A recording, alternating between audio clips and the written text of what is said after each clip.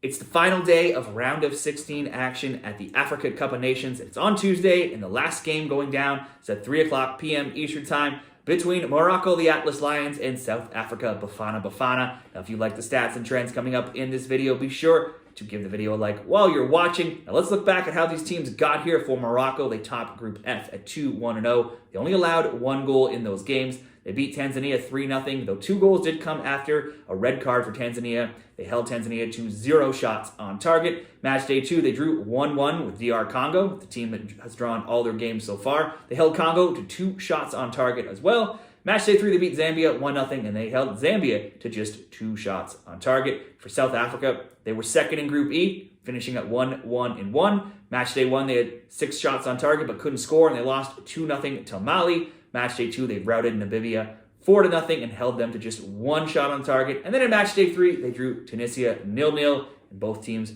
only had 2 shots on target. The odds for this game see Morocco being heavily favored at -175 to win this game in regulation. The draw comes in at +275. South Africa are underdogs at +550. Morocco to simply advance by any means, very heavily favored at -400.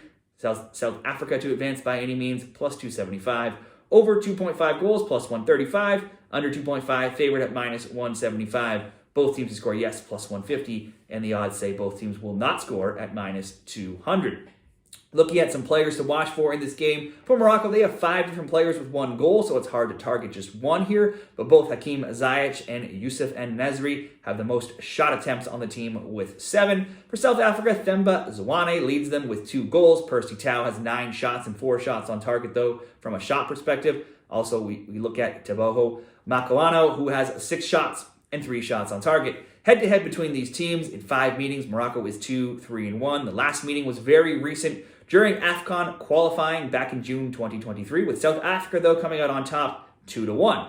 Now, Morocco, they're now undefeated in their last 8 games. They only have 1 loss in their last 12 games. They've outscored their opponents 18-6 in those 12 games. They've scored a goal in 9 straight games. They've kept a clean sheet in 7 of 12 games. There has been 2 or more goals in 6 of their last 7 games, one way or another. Now, if we go over to the South Africa side of things, they've seen mixed results. On one hand, they only have 1 win across their last 5 games. But on the other hand, if you look back further, they only have 3 losses in their last 22 games. The record in that time is 11-8-3. One way or another, there's also been a clean sheet in 5 straight games in South Africa games, and also in 9 of their last 11 games. So either they've kept a clean sheet, they've been held off the score sheet, or there's been a 0-0. So there's very few games for them that see both teams getting on the score sheet. Now, if we look at shots in this tournament, South Africa has had a ton of shots in this tournament. They've had 35 shots and 16 shots on target.